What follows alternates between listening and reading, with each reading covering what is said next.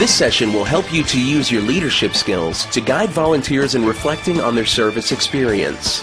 It is likely that when you begin planning a service activity, you are motivated by a specific need or issue that you see in your community.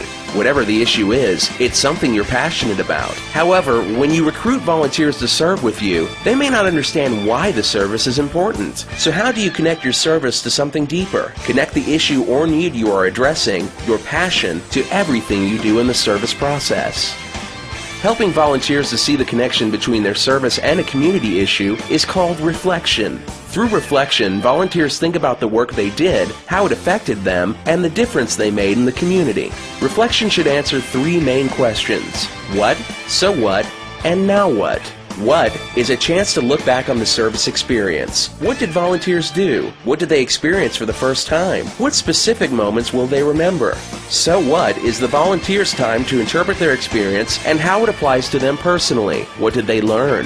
What are the connections between their service and the community need or issue? Now what is the important bridge between their service and the next steps? How will they continue to work around this community issue? How can they use the skills or knowledge gained through this service event? Don't think of reflection as something extra that you'll do only if you have time, but as a vital part of your service. Reflection can happen before, during, and after the service event. It can be a simple discussion or a series of activities. Volunteers can reflect in small groups or all together. Reflection can be as diverse as your volunteers are.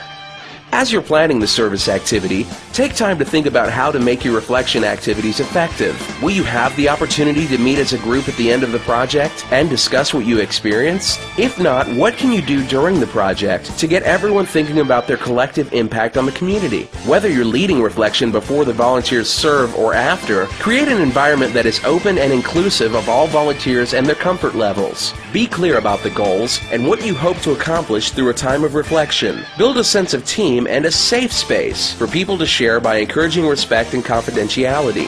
Be flexible. Don't try to steer the conversation too much. Remain relaxed and open to others' thoughts.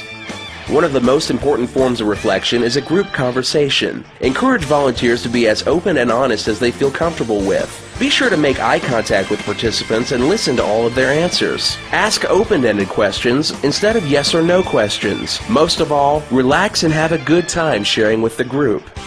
You can help volunteers reflect on their service in lots of different ways. People express themselves in different ways: speaking, writing, acting, drawing. Provide reflection options that will interest your volunteers.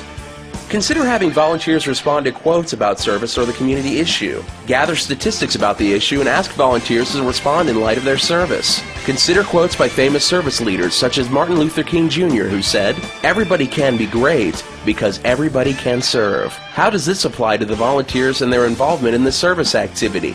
Reflection should be designed so that all volunteers feel comfortable and thoughtful. Reflection can be fun or serious. Be creative and encourage every volunteer to share. Volunteer leaders can be the change in their communities by leading volunteers in meaningful reflection. Through intentional reflection activities, you can lead others to see the impact their service has had on them personally and on the larger community. Be sure to check the Hands-On Network website for tools and resources to help you succeed in your leadership role. Work with your local Hands-On Action Center or other community groups, plan your service event, and lead others to reflect on how they can be the change.